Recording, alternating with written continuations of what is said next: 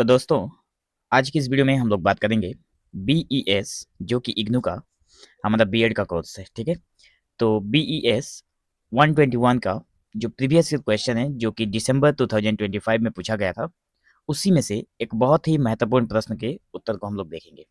ठीक है, तो देखिए, सबसे पहले कहा गया है कि निम्नलिखित प्रश्न का उत्तर लगभग 600 शब्दों में दीजिए।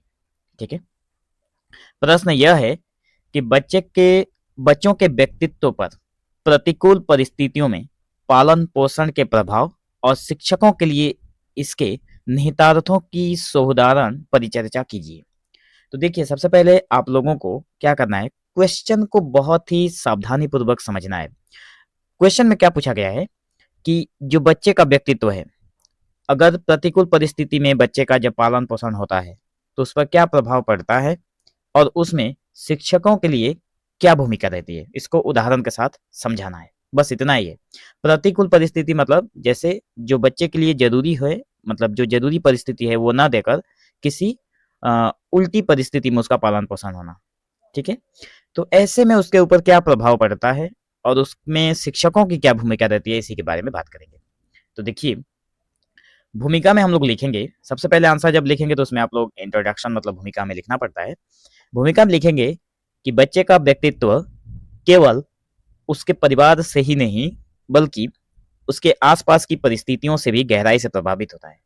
किसी भी मतलब कोई भी बच्चा होता है, किसी का भी बच्चा हो, कोई भी बच्चा हो, केवल मतलब उसका जो व्यक्तित्व है, उसके जो बनाव है, ठीक है, उसके माइंड का जो बनाव हो रहा है, बनावट हो रही है, या फिर उसका जो शारीरिक गठन है, सारी चीज़ों को लेकर केवल उसके परिवार से ही नहीं मिलता है सारी चीज़ें, बल्कि आसपास की परिस्थिति पर भी उसका प्रभाव पड़ता है।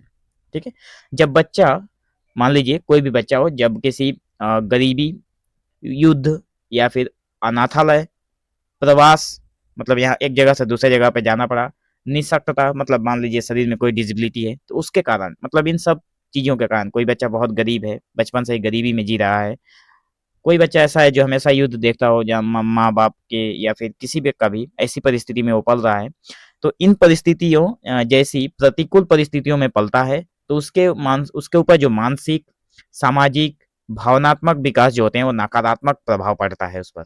मतलब गलत चीज़ों को हम लोग बोलते हैं कि बच्चे अगर गलत चीज़ देखेंगे तो उन पर गलत प्रभाव पड़ेगा, ये मतलब वही बात है।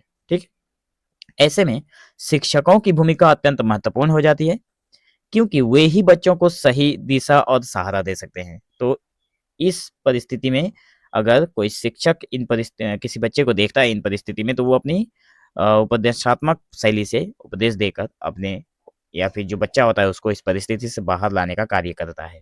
ठीक है, तो ये जो हमारा प्रश्न है कि बच्चों के व्यक्तित्व पर प्रतिकूल परिस्थितियों में पालन पोषण के प्रभाव और शिक्षकों के लिए जो इसके निहितार्थ हैं, उसको हम लोग क्या करेंगे, कुछ पॉइंट वाइज समझेंगे ताकि समझने में आसान हो जाए। ठीक है, पहला है प्रतिकूल परिस्थितियों का समग्र प्रभाव। ये देखिए, इसमें कहा गया है कि प्रतिकूल परिस्थितियों में पलने वाले बच्चों का विकास सामान्य बच्चों की तुलना में बाधित होता है। मतलब कोई भी एक, मतलब बच्चे का जिस तरह से डेवलपमेंट होना चाहिए, विकास होना चाहिए, उस तरह से प्रतिकूल परिस्थिति में अगर वो रहेगा तो उसका डेवलपमेंट नहीं होगा। ठीक है, उनका, बच्चों का जो आत्मविश्वास है वो कम हो जाता है, वे भावनात्मक रूप से अस्थिर हो जाते हैं और सामाजिक संबंध बनाने में कठिनाई अनुभव करते हैं। मतलब जो लोगों के साथ मिलजुल कर चलने का जो एक माइंडसेट होता है बच्चों में, वो नहीं हो पाता है बचपन से, अगर उन्हें इन सब परिस्थिति में डाल दिया जाए तो ये कौन कौन सी परिस्थिति में है, जैसे गरीबी है, युद्ध है, अनाथालय है। ठीक है, ऐसी परिस्थितियां हैं। तो जैसे गरीबी या हिंसा के माहौल में पले बच्चे अक्सर भय और असुरक्षा से घिरे रहते हैं, जिससे उनका जो व्यक्तित्व है दबा हुआ और संकोची बन जाता है। मतलब जो बच्चा आंख खुलते ही देख रहा है गरीबी और हिंसा, ऐसे माहौल देख रहा है जहाँ पर मतलब सारी की सारी परिस्थितियां ही उसकी अनुकूल नहीं है, प्रतिकूल है। ठीक है, तो ऐसे में उसका जो, मतलब उसके अंदर का जो आत्मविश्वास है वो मर जाता है और उसका व्यक्तित्व दबा हुआ, मतलब उसका व्यक्तित्व हीन भावना जैसा हो जाता है। ठीक है, दूसरा नंबर है गरीबी का व्यक्तित्व पर प्रभाव। गरीबी का क्या व्यक्तित्व पर प्रभाव पड़ता है, ये देखिए उदाहरण सहित। तो देखिए, गरीबी में पलने वाले बच्चे को उचित शिक्षा, पोषण और संसाधन नहीं मिल पाते हैं। मतलब जो बच्चा गरीबी में पलते हैं, बढ़ते हैं, उन्हें ना तो अच्छी शिक्षा मिलती है, ना पोषण मिलता है, ना ही संसाधन मिलते हैं। इससे उनका जो बौद्धिक विकास है वो प्रभावित होता है, 100% ये प्रभावित होता है, ठीक है। तो उदाहरण के रूप में जैसे झुग्गी या फिर बस्तियों में रहने वाले जो बच्चे होते हैं अक्सर विद्यालय नहीं जा पाते और कम उम्र में काम करने लगते हैं। आप लोगों ने अपने आसपास में देखा ही होगा, ठीक है। बहुत सारे मतलब ऐसी जगह है जहाँ पर हम लोग देख सकते हैं कि झुग्गियों में या फिर बस्तियों में रहने वाले बच्चे जो होते हैं वो ज़्यादातर बहुत ही कम उम्र में काम करने में लग जाते हैं, क्योंकि वे विद्यालय तक नहीं जा पाते हैं, जिससे उनमें हीन भावना और आत्मविश्वास की कमी उत्पन्न हो जाती है, ठीक है। तीसरा नंबर है देखिए बिंदु, जिसमें युद्ध और हिंसा का प्रभाव दर्शाया गया है। तो इसमें क्या हो रहा है देखिए, युद्ध क्षेत्रों में रहने वाले बच्चे, मान लीजिए कोई छोटा बच्चा है जो बचपन से ही युद्ध जहाँ पे हो रहा है, ऐसे बॉर्डर वाले एरिया में रहता है, हमेशा युद्ध देखता है, या फिर बचपन से ही युद्ध देख रहा है, माँ बाप का झगड़ा या फिर कुछ भी। तो युद्ध क्षेत्र में रहने वाले बच्चे भय, असुरक्षा और आघात से गुजरते हैं। तो जैसे अम्मार और नाहिदा के उदाहरण में देखा गया कि वे परिवार, शिक्षा और सुरक्षित वातावरण से वंचित हो गए। मतलब आप लोगों का जो बुक है BES 121, उसमें एक उदाहरण दिया गया है जिसमें अम्मार और नाहिदा की बातें वहाँ पे बताई गई है इस चैप्टर के अंदर। तो वही बातें यहाँ पे लिखा गया है, ठीक है। आप लोग कोई भी मतलब किसी का भी नाम लिख सकते हैं, कोई प्रॉब्लम नहीं है, ठीक है। तो परिवार, इसमें क्या होता है कि परिवार, शिक्षा और सुरक्षित वातावरण से वंचित रह जाते हैं ये दोनों। तो ऐसे अनुभव बच्चों में चिंता, अवसाद और आक्रामकता को जन्म देते हैं। चौथा नंबर क्या है, अनाथालय। ये देखिए, अनाथालय में पालन पोषण का प्रभाव क्या पड़ता है। तो अनाथालयों में पलने वाले बच्चों को भावनात्मक लगाव और पारिवारिक प्रेम नहीं मिल पाता है। जाहिर सी बात है कि अगर कोई बच्चा अनाथालय में पल रहा है तो उसको परिवार का सुख कैसे मिलेगा, क्योंकि उसके परिवार तो उसके साथ है ही नहीं, ठीक है। इसलिए पारिवारिक प्रेम नहीं मिल सकता, इससे वे अकेलापन महसूस करते हैं। मतलब इस टाइप के जो बच्चे होते हैं उनको हमेशा ये महसूस होता है कि उनके माँ बाप अगर होते, काश उनके माँ बाप होते उनके साथ, ठीक है। तो और दूसरों पर विश्वास करना कठिन समझते हैं। ये अनाथालय में तो रहते हैं लेकिन दूसरों पर विश्वास नहीं कर सकते हैं।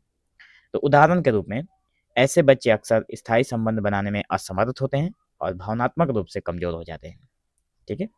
पांचवा नंबर क्या है कि प्रवासी मजदूरों के बच्चों की समस्या। ये देखिए, प्रवासी मजदूर जो है, मतलब मान लीजिए काम के सिलसिले में एक जगह से दूसरे जगह पर जाकर अगर शिफ्ट होना पड़ रहा है, तो ये भी प्रवासी मजदूर, मतलब उनके जो बच्चे होंगे वो प्रवासी मजदूर कहलाएंगे। जैसे प्रवासी मजदूरों के बच्चों को बार बार स्थान परिवर्तन, शिक्षा में बाधा और सामाजिक भेदभाव का सामना करना भी पड़ता है। बिल्कुल, आप अगर बचपन से एक ही परिस्थिति में रहेंगे, एक ही जगह पर रहेंगे, तो आपको बचपन से ही लोगों के साथ मिलाव हो जाएगा, आप लोगों के साथ घुल मिल कर चल सकेंगे। लेकिन आप हर साल नया शहर बदल रहे हैं, नई जगह पर जाकर काम कर रहे हैं, तो बच्चों की शिक्षा में भी दिक्कतें होंगी, बच्चों की मतलब घुलने-मिलने में और दूसरे बच्चों के साथ घुलने-मिलने में भी उन्हें समस्याएँ होती है। बहुत सारे ऐसे जगह होते हैं जहाँ पे भेदभाव भी देखने को मिलता है। तो यहाँ पे उदाहरण के तौर पर है कि सावित्री के बच्चों की तरह हुए शिक्षा से वंचित रह जाते हैं और असुरक्षित वातावरण में पलते हैं। मतलब यहाँ पर भी बुक में उदाहरण दिया गया है सावित्री के बच्चों को लेकर, तो वही यहाँ पे मेंशन किया गया है, ठीक है। जिससे क्या होता है कि उनका व्यक्तित्व अस्थिर और असंगठित बनता है, ठीक है। छठा नंबर क्या है, निःशक्तता का प्रभाव, मतलब डिसेबिलिटी, ठीक है। तो निःशक्त यानी डिसेबल्ड बच्चों को समाज में अलगाव और भेदभाव का सामना करना पड़ता है। जो बच्चे डिसेबिलिटी के साथ जी रहे हैं उन्हें समाज में क्या किया जाता है, भेदभाव करना मतलब किया जाता है, ठीक है। तो ऐसे बच्चे भी जी रहे हैं लेकिन भेदभाव का सामना करते हुए जी रहे हैं, तो वे अपने साथियों से अलग महसूस करते हैं, उनका जो आत्मविश्वास है वो कम हो जाता है। उदाहरण के रूप में ऐसे बच्चे सामाजिक गतिविधियों में कम भाग लेते हैं और उनका जो दायरा होता है वो सीमित रह जाता है। मतलब जो बच्चे ठीक से चल नहीं पाते हैं, ठीक से बोल नहीं पाते हैं, ऐसे बहुत सारे बच्चे हैं जिनका मतलब मान लीजिए किसी का हाथ अच्छे से काम नहीं कर रहा है। तो ऐसे बहुत सारे बच्चे हैं जो कि समाज में अलगाव और भेदभाव के नज़रिए से देखे जाते हैं, और वो जो बच्चे होते हैं उनको एक अलग तरीके का महसूस भी होता है समाज में जब रहते हैं, तो उनका मतलब इसी तरह से आत्मविश्वास कम हो जाता है, सभी लोगों से घुल-मिल नहीं पाते हैं। सातवां नंबर क्या है, भावनात्मक एवं सामाजिक विकास में बाधाएँ। देखिए, इन सभी परिस्थितियों का सबसे अधिक प्रभाव बच्चों के भावनात्मक और सामाजिक विकास पर प्रभाव पड़ता है। वे या तो अत्यधिक आक्रामक हो जाते हैं या अत्यधिक संकोची हो जाते हैं। मतलब भावनात्मक और सामाजिक जब विकास नहीं होती है बच्चे में, तो क्या-क्या समस्याएँ होती है? देखिए, या तो वो ज़्यादा आक्रामक हो जाता है या फिर ज़्यादा से ज़्यादा भावनात्मक हो जाता है।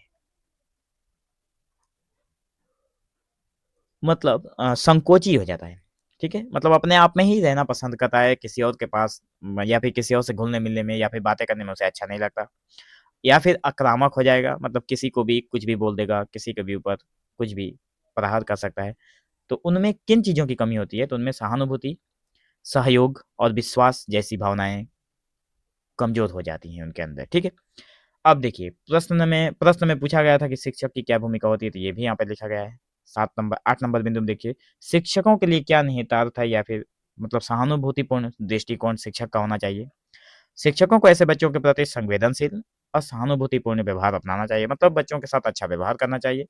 उन्हें बच्चों की परिस्थितियों को मतलब उन बच्चों की जो परिस्थिति है उसको समझकर उनके साथ प्रेम और धैर्य से व्यवहार करना चाहिए, ताकि बच्चा सुरक्षित महसूस करे। मतलब शिक्षक ही ऐसा पात्र है जहाँ पर जाने के बाद वो बच्चा अपने आप को सुरक्षित महसूस कर सकता है। ऐसे जो बच्चे होते हैं, प्रतिकूल परिस्थिति में पलने और बढ़ने वाले बच्चे। अगला है शिक्षकों के लिए निहितार्थ में मतलब वे समावेशी और सहयोग की बात करें।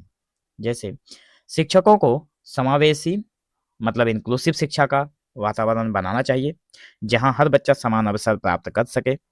जैसे निःशक्त बच्चों के लिए विशेष शिक्षण विधियां अपनाना और गरीब बच्चों को अतिरिक्त सहायता देना। मतलब शिक्षक क्या कर सकता है इसमें, सभी बच्चों को एक साथ में रखकर पढ़ा सकता है, सभी बच्चों को एक साथ में रखता है, सभी बच्चों को समान अवसर प्रदान करता है, हर एक चीज़ों को करने का सबको समान अवसर देता है। जैसे जो निःशक्त बच्चे होते हैं, जो मतलब जो डिसेबल होते हैं, बहुत सारे बच्चे ऐसे भी होते हैं जो आँखों से देख नहीं पाते, तो उनके लिए ब्रेली लिपि का जो वर्णन है, उसको हम लोग प्रोवाइड कराकर उनको अच्छे से मतलब उनके जो शिक्षा है वो दे सकते हैं।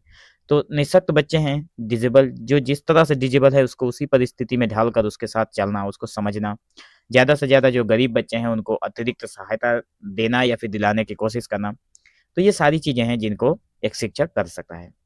10 नंबर बिंदु है शिक्षकों के लिए निहितार्थ जो कि प्रेरणा और मार्गदर्शन, जिसमें शिक्षक बच्चों को प्रेरित कर सकते हैं और उनका आत्मविश्वास भी बढ़ा सकते हैं, मतलब मोटिवेट कर सकते हैं। मोटिवेट करने के बाद उनका आत्मविश्वास बढ़ता है बच्चों का, तो उन्हें जीवन में आगे बढ़ने के लिए सही दिशा दिखा सकते हैं, ठीक है? तो जैसी शिक्षा के महत्व को समझा सकते हैं और सकारात्मक सोच उनके अंदर विकसित कर सकते हैं। तो निष्कर्ष के तौर पर हम लोग यही बोलेंगे कि अंततः या फिर अतः स्पष्ट यह है कि प्रतिकूल परिस्थितियां बच्चों के व्यक्तित्व पर गहरा नकारात्मक प्रभाव डालती हैं और उसको सकारात्मक बनाने में जो शिक्षक होते हैं उनकी भूमिका रहती है, ठीक है? परंतु यदि शिक्षक संवेदनशीलता, सहयोग और उचित मार्गदर्शन के साथ कार्य करें, तो वे इन बच्चों के जीवन में सकारात्मक परिवर्तन ला सकते हैं।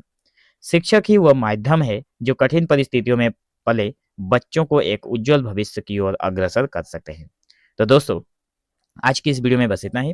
नीचे आप लोग क्वेश्चन देख पा रहे हैं, ये जो क्वेश्चन है इसी ईयर का है, ठीक है? तो ये क्वेश्चन है, सिर्फ इसको सोल्व अभी तक नहीं किया गया है, जैसे ही सोल्व हो जाएगा इसके ऊपर भी वीडियो आप लोगों को मिल जाएगा, ठीक है? और अगर आप लोग इसके नोट्स चाहते हैं तो वो जो मतलब डिस्क्रिप्शन है वहाँ पे आप लोगों को व्हाट्सएप नंबर मिलेगा, वहाँ से कॉन्टैक्ट करके पीडीएफ को खरीद सकते हैं। तो मिलेंगे हम लोग एक नए वीडियो में, तब तक के लिए धन्यवाद।